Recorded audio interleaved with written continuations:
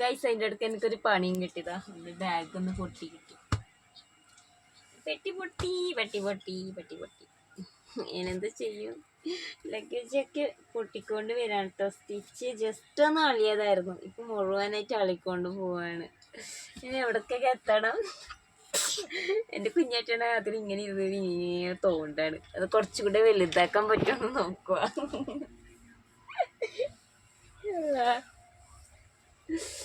ഞാൻ പല്ലും കൂടെ തേച്ചിട്ടില്ല. പോയി പല്ലൊക്കെ തേർക്കണം. പക്ഷെ പല്ല് തേക്കാൻ ബ്രഷ് തരണ്ടേ എനിക്ക്. ഇവന് തരൂല, ഇവനും തേക്കൂല, എനിക്ക് തേക്കാനും വിടത്തില്ല. ബ്രഷ് കിട്ടിക്കോ, പേസ്റ്റ് കിട്ടിയില്ല. പിന്നെ ഒന്നാമത് മടിയാണ് ഗൈസ്. ഇങ്ങനെ കിടന്ന് പൊതിച്ചിട്ട് കിടന്നുറങ്ങാൻ തോന്നും 12 മണി വരെ. ഗൈസ് നിങ്ങൾക്ക് ഇങ്ങനെ രാവിലെയൊക്കെ ഇങ്ങനെ കൂർക്ക് പോത്ത് പോലെ കിടന്നുറങ്ങാൻ ഇഷ്ടമാണോ? പിന്നെ ഇപ്പോൾ പൊതുവെ ഒരു ഉമ്മമാരുടെ ഡ്രീം എന്ന് പറയുന്നത് എന്താണെന്ന് വെച്ചാൽ പോത്ത് പോലെ കിടന്നുറങ്ങണം. അതായിരിക്കും ഏറ്റവും കൂടുതൽ ഉമ്മമാർ ആഗ്രഹിക്കുന്നത്. എന്താ വെച്ചാൽ കുട്ടികളുണ്ട്, നമുക്കിങ്ങനെ ഇപ്പോൾ ഉറങ്ങാനൊന്നും പറ്റില്ലല്ലോ.